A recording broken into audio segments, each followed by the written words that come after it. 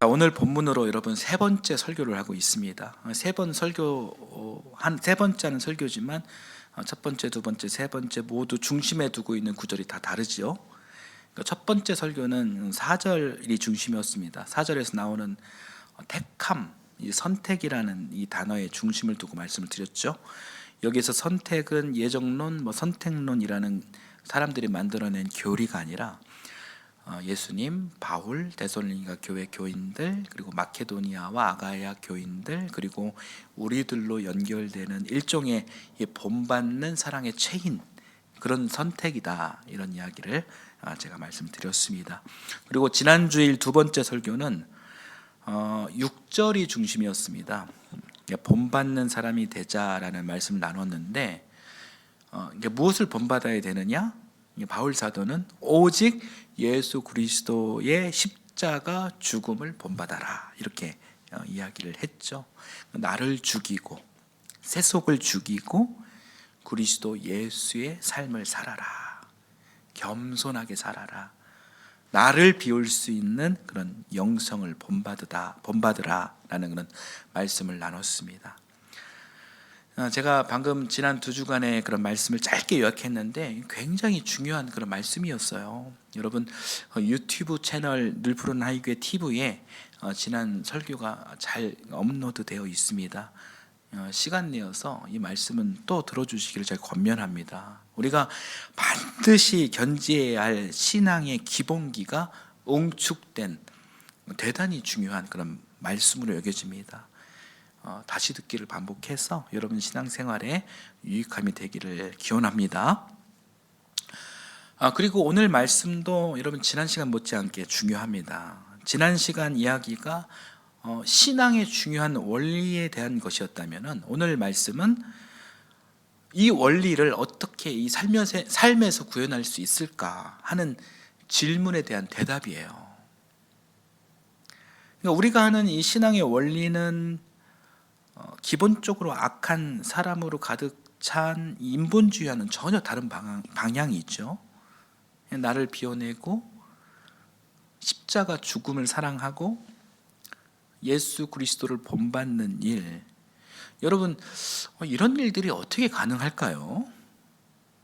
그렇게 할 수 있는 동력이 무엇일까요? 6절 안에 그 답이 있습니다. 한번 말씀을 읽어보겠습니다. 같이 읽겠습니다. 여러분은 많은 환난을 당하면서도 성령께서 주시는 기쁨으로 말씀을 받아들여서 우리와 주님을 본받는 사람이 되었습니다. 아멘. 나를 비우기 위해서는 그 해답은 바로 성령께서 주시는 기쁨으로 말씀을 받아들여서 라는 것입니다. 오늘은 성령에 대한 말씀을 나누려고 합니다. 우리가 우리에게 주어진 고난을 받아들인다라고 했을 때 여러분 그것이 억지로 가능한 일일까요? 지식으로, 당위로 여러분 그 고난을 수용할 수 있을까요? 오늘 말씀을 보니까 수용하는 것에서 끝나는 것이 아니라 이 고난을 기쁨으로 받아들인다고 합니다. 이것이 말이 됩니까? 이것이 억지로, 당위로 가능한 일일까요? 이거 절대로 불가능합니다. 고난이 기쁨이 되었다. 이거 완전히 모순된 언어죠. 이 모순된 전제가 가능한 일은 여러분 성령의 역사하심이 아니면 불가능한 것입니다. 그러니 성령은 이 고난과 기쁨을 이어주는 이음새 역할을 해주시는 분이에요. 당시 이 데살로니가 교회 교인들이 복음을 수용할 때, 그리고 더 멀리 복음을 전파해 나갈 때 여러분 달달한 은혜와 평화만 넘치지 않았습니다. 험악했습니다. 복음을 전하고 수용하는 일이란 목숨 거는 일이었습니다. 핍박과 고난의 연속이었습니다. 그럼에도 불구하고 이 복음을 전하는 이 십자가의 본보기가 체인으로 기능을 수행하게 되고, 이 고난이 기쁨이 될 수 있었던 결정적인 이유는 성령의 일하심이었다는 것입니다. 그래서 오늘은 여러분 성령의 존재에 대해서 살펴볼 텐데, 사실 이 성령을 어떤 무엇으로 이렇게 정의하는 일이 여러분 쉽지 않습니다. 신학교에서도 여러분 성령론이라는 분야가 있는데 이거 여러분 되게 어려워요. 아주 복잡해서 이 가르치고 배우는 그런 일이 쉽지가 않습니다. 그래서 어떤 성령론을 따르냐에 따라서 사람들마다 신앙의 성향이 달라지기도 하고, 나아가서는 이 교단이 달라지기도 하고, 또 이 자칫 잘못하면 이단이 되기도 하는 거죠. 이 성령론은 단순한 학문이 아닙니다. 근데 그럴 수밖에 없는 이유가 이 성경에서도 이 성령에 대해서 일관적으로 막 그렇게 설명해내지 않습니다. 각각 다르게 설명이 되어 있고, 또 뜻이 또 다양합니다. 그 유형을 한번 오늘 잠깐 살펴보도록 하겠습니다. 여러분은 여러분 자신이 어떤 유형과 가까운지 생각하면서 이 설교를 들으면 더 흥미가 있을 것 같아요. 먼저 창세기에서 이야기하는 영을 한번 살펴보겠습니다. 창세기 1장 2절 말씀 한번 읽어볼게요. 땅이 혼돈하고 공허하며 어둠이 깊음 위에 있고 하나님의 영은 물 위에 움직이고 계셨다. 예, 그렇습니다. 천지창조 이전에도 하나님의 영은 존재했습니다. 창조전 세계는 그 입체적인 물이었어요. 이게 무슨 말이냐면 이 세상이 물로 완전히 빼곡히 가득한 그런 세상이었습니다. 성경에서 이야기하는 거예요. 그 물 위에 하나님의 영이 움직이고 계셨다. 이렇게 2절이 창세기 1장 2절이 이야기하고 있는 거예요. 하나님의 영은 생명의 기운으로 이렇게 편만하게 펼쳐져 존재했다. 그렇게 설명하고 있습니다. 그리고 창조 후에는 그 영이 물질 세계, 이 세상 안으로 이렇게 들어왔어요. 우리가 잘 알죠? 하나님의 바람, 이렇게 생기가 들어왔습니다. 하나님의 호흡이었어요. 이게 바람이자 호흡이었습니다. 이게 처음 생명이에요. 이 처음 생명, 이 원생명이 생명을 낳는 바람이었습니다. 이것이 성경에서 이야기하는 첫 번째 성령입니다.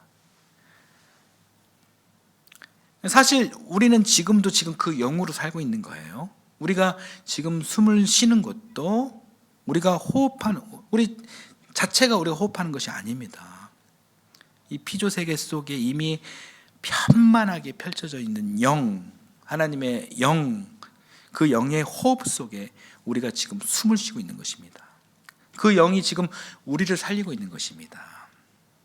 다만 그것을 깨닫는 사람이 있고 그것을 못 깨닫는 사람이 있는 것이죠.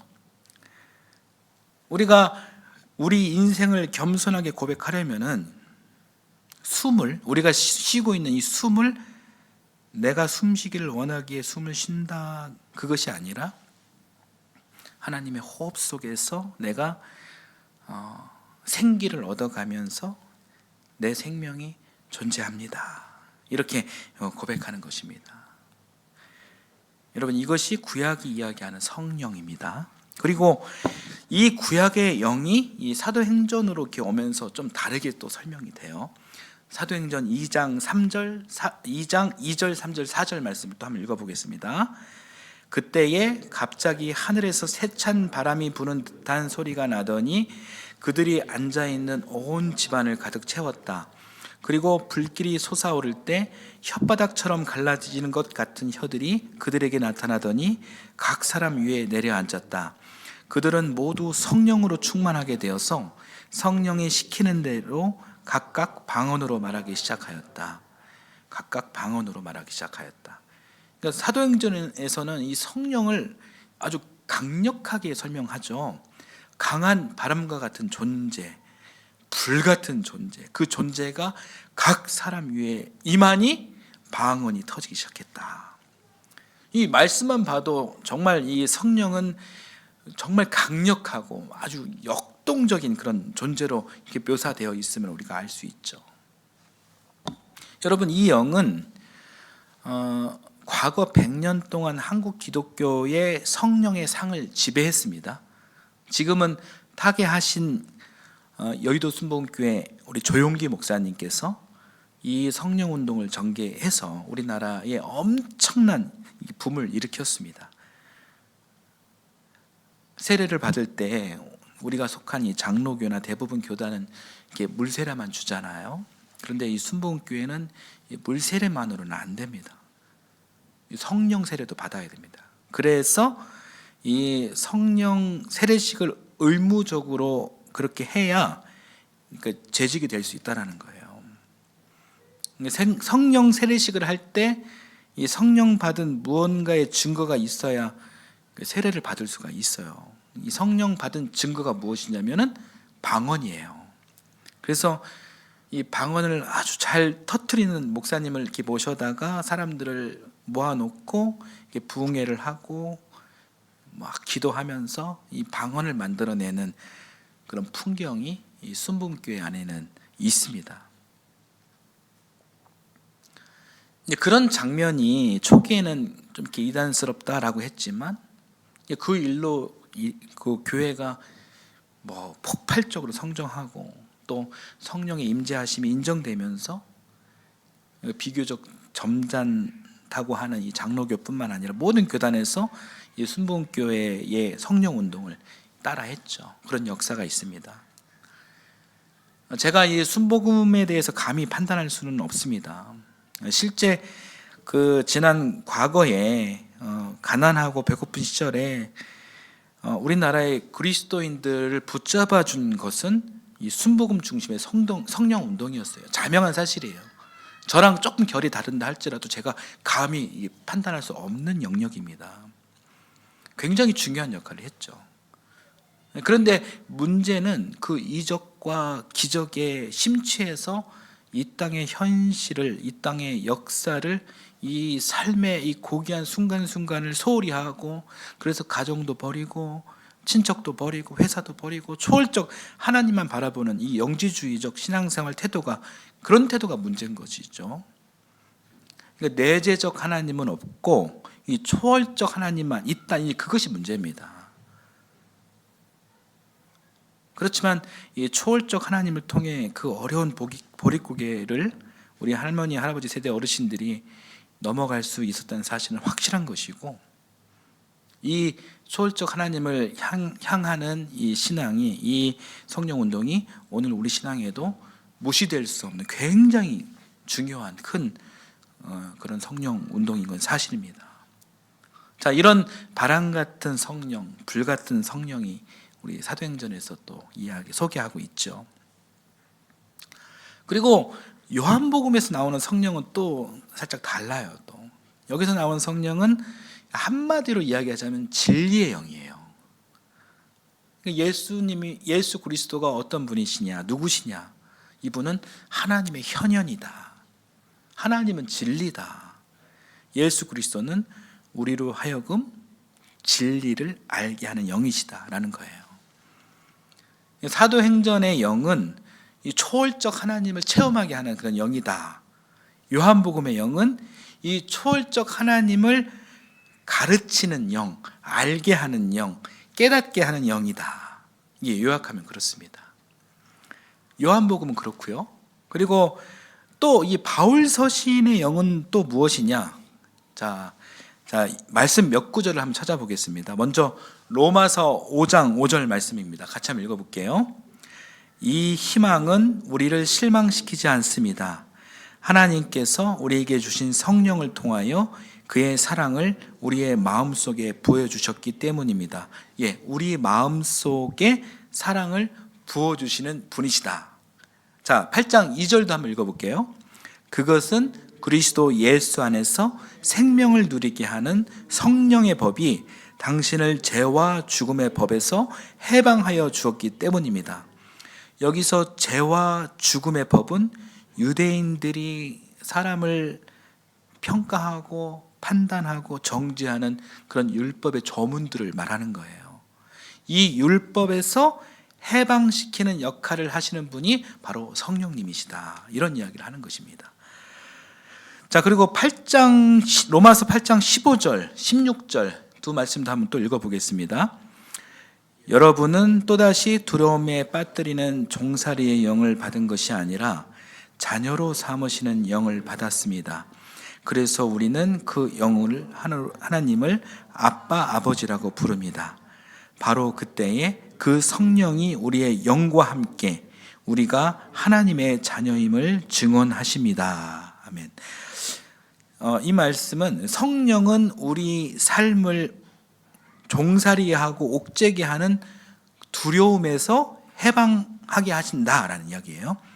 그러니까 우리 아이들이 부모님을 바라보면서 엄마 아빠, 이 사랑스러운 눈빛으로 엄마 아빠 이렇게 부르고, 또 부모는 아이들을 바라보며 또 역시 사랑스러운 눈빛으로 내 새끼 이렇게 우리 이렇게 부르듯이 온전한 사랑의 관계, 이 사랑의 부모 자식 관계임을 성령께서 깨닫게 해주시고, 그리고 위로하게 하시고, 그리고 회복시켜 주신다. 그 영이 바로 성령이다. 이렇게 소개를 하고 있는 것입니다.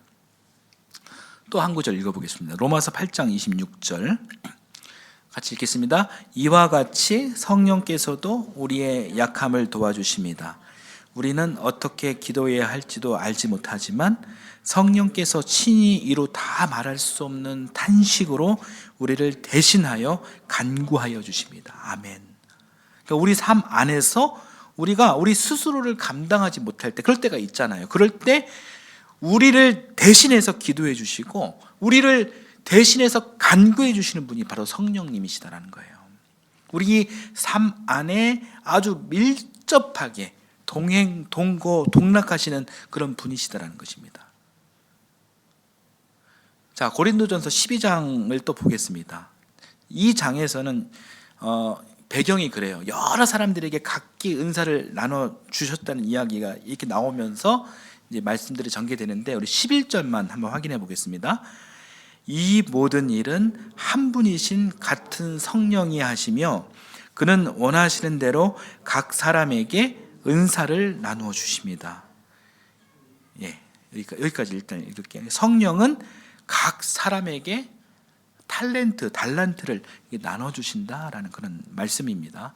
자, 마지막으로 고린도 후서 3장 17절 말씀도 한번 읽어보겠습니다. 주님은 영이십니다. 주님의 영이 계신 곳에는 자유가 있습니다. 아멘.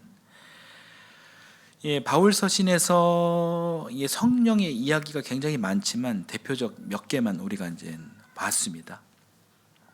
자, 이미지 한번 보여주시겠습니까?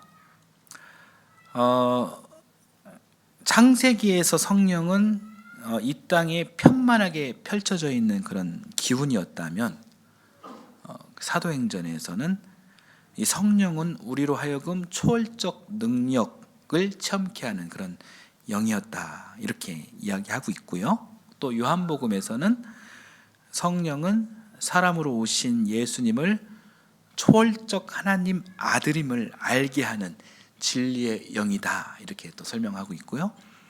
또 이 바울이 설명해내는 영은 우리 신앙생활 안에 초월과 내재가 있다면, 여러분, 초월은 저 세상이고 내재는 이 세상 현세입니다.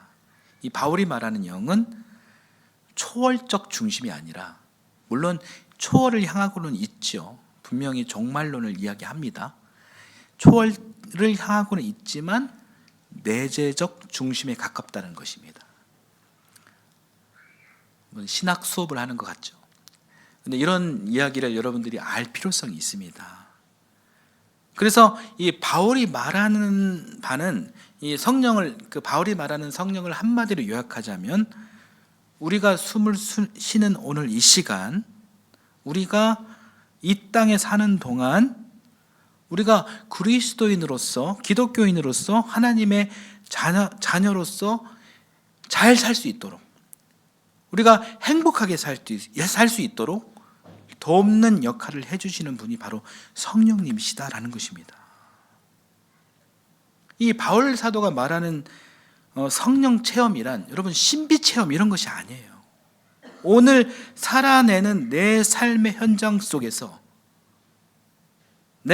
우리가 이 악한 이 세상에 지는 사람이 아니라 능히 이기는 사람으로 살자.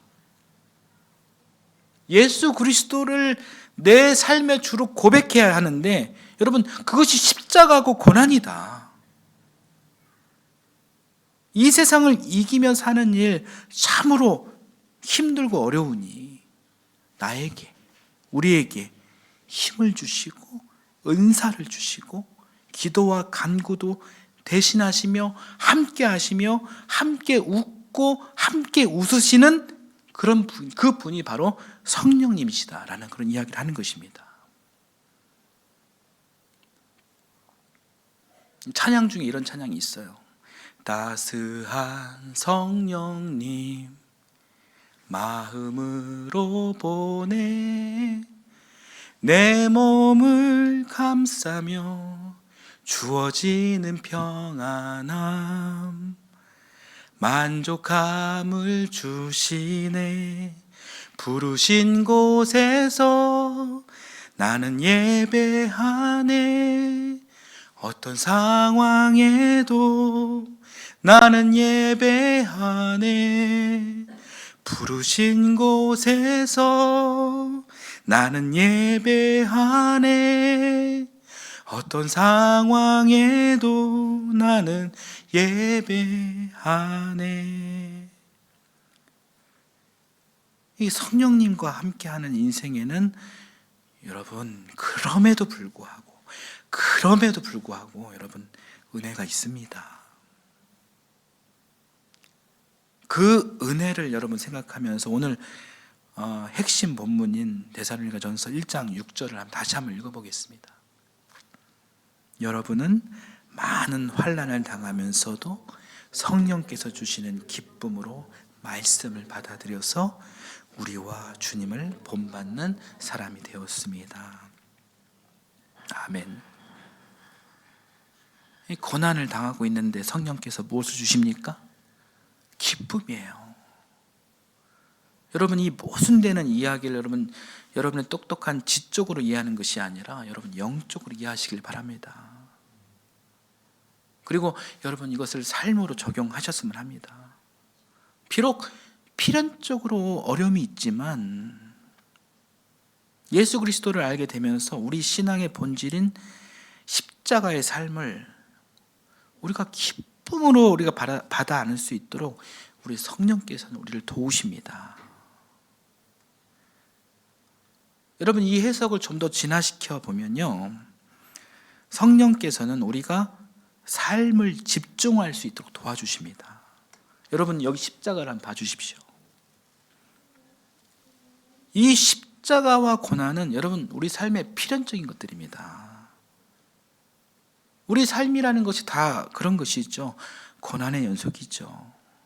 뭐 이 고난 벗어났다 싶으면 새로운 고난이 찾아오고 그렇게 반복되는 그런 삶을 살아내는 인생이 바로 우리 인생입니다. 그런데 성령께서 함께 하시면 이 고난에 대해서 우리가 두려움이 생기는 것이 아니라 신기하게도 여러분 집중력이 생깁니다.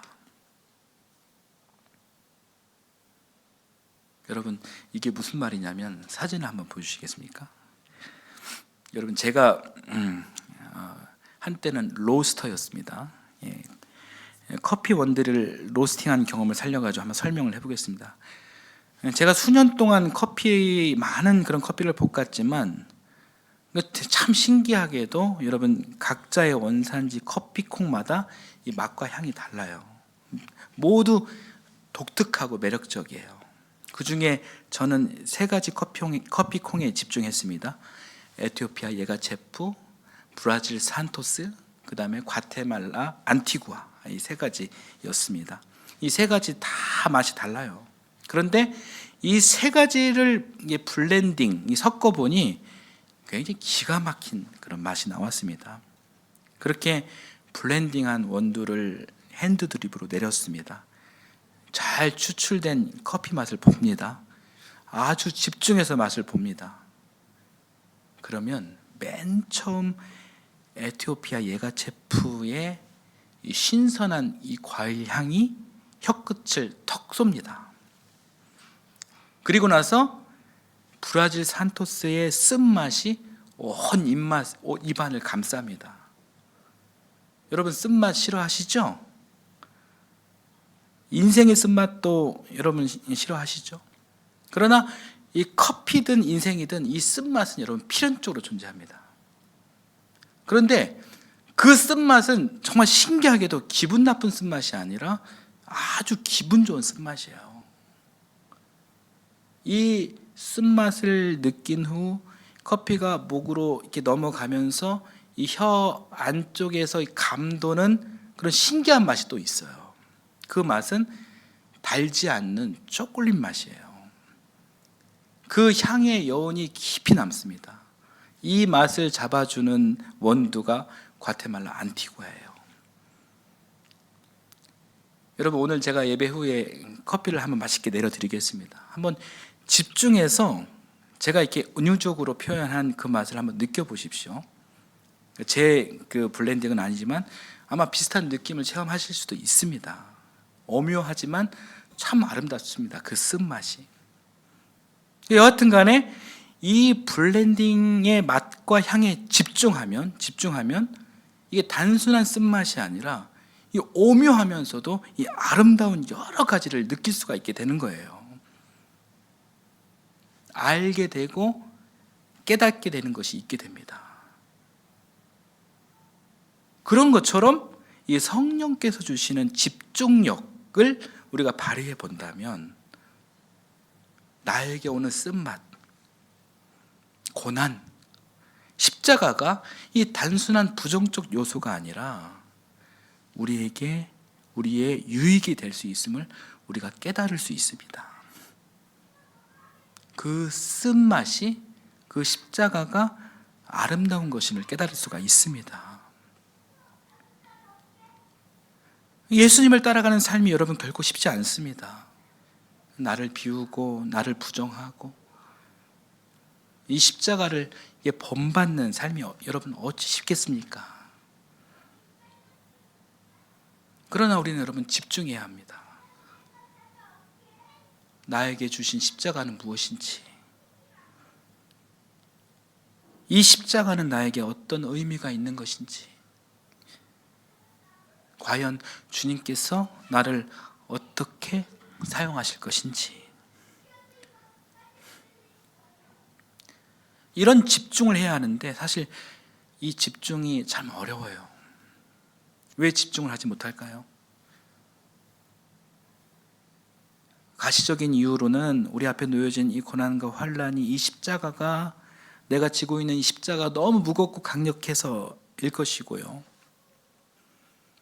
다른 이유로는 그러니까 우리의 시선이 자꾸 이 문제에만 집착하고 있기 때문입니다. 이래서 문제이고 저래서 문제이고 문제. 그래서 문제인 것입니다. 그 푸념이 나의 발목을 잡고 나를 한 발자국도 못 나가게 만드는 것입니다. 이 문제들이 내 집중력을 분산시키고 계속해서 의심을 가져다 주는 것이죠. 이미지 보여주십시오. 여러분, 문제를 여러분 너무 보지 마시고 기쁨이 가득한 가능성을 한번 봐보십시오. 우리들 인생은 여러분 우리들 혼자 하는 외로운 싸움이 아니에요.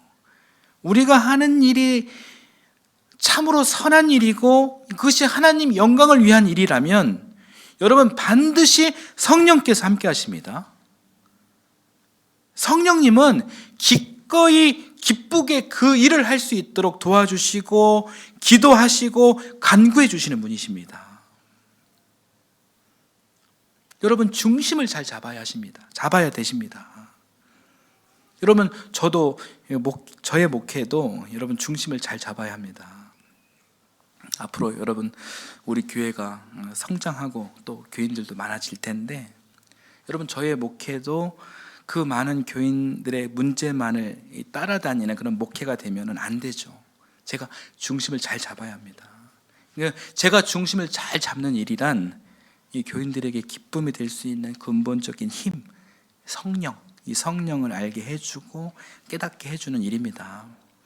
문제만 보고 제가 그런 능력도 전혀 없지만 무슨 문제 해결사인 것이냐 여기저기 쫓아다니면서 그렇게 살다 보면 저는 금방 쓰러질 수밖에 없습니다. 제가 쓰러지면 교회도 심각한 타격을 받게 됩니다. 교인들이 성령을 의지하며 살아갈 수 있도록 안내해주는 역할을 잘 하는 것이 목회자로서 중심을 잘 잡는 그런 일이 될 것입니다. 여러분, 그런 제가 될 수 있도록, 제가 이 일에만 집중할 수 있도록 여러분께서 많이 기도해 주시고 또 여러분이 우리 교회를 지켜주시고 저를 도와주셔야 합니다. 저는 목사로서 제 일에 집중하고 또 여러분은 교회 공동체 안에서 여러분 일을 하시면서 우리 모두가 이 성령께서 하시는 일을 다른 사람이 알도록 하게 해주고 깨달을 수 있도록 자꾸 우리가 그 일에 집중하고 반복하면, 노력하면 우리 교회는 분명코 성령 충만한 교회가 될 수밖에 없어요. 그런 교회는 자연적으로 행복할 수밖에 없고 자연적으로 그런 교회는 성장할 수밖에 없습니다. 그런 성령에 불타는 교회가 될 수 있도록 우리 함께 기도하기를 소망합니다. 사랑하는 여러분, 내가 죽고 예수님이 사는 일이란 결코 우리 인간들의 힘으로 되는 것이 아닙니다. 반드시 성령 하나님께서 도우실 때 그 일이 가능한 것입니다. 아멘. 자, 오늘 말씀은 여기까지 전하겠습니다. 함께 찬송합니다.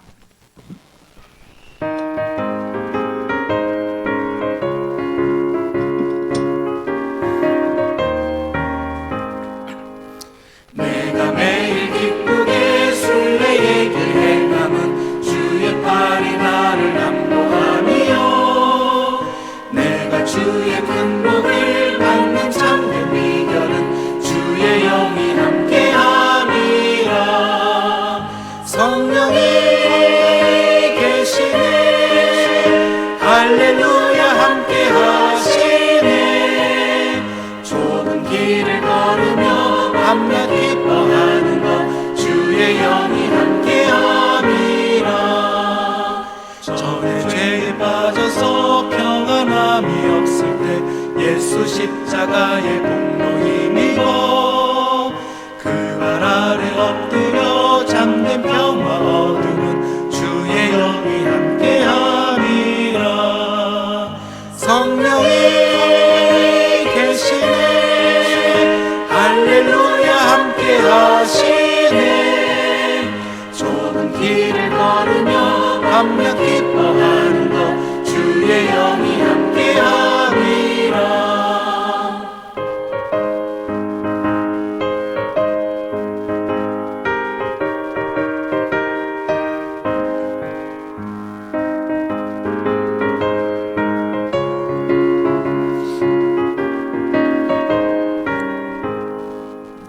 나와 동행하시고 모든 염려하시니 나는 숲의 새와 같이 기쁘다.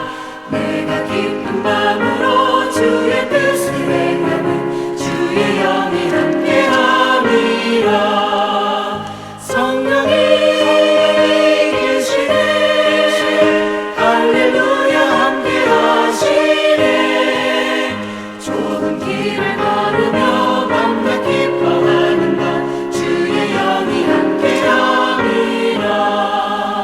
세상 모든 욕망과 나의 모든 정욕은 십자가에 이미 못을 받았네.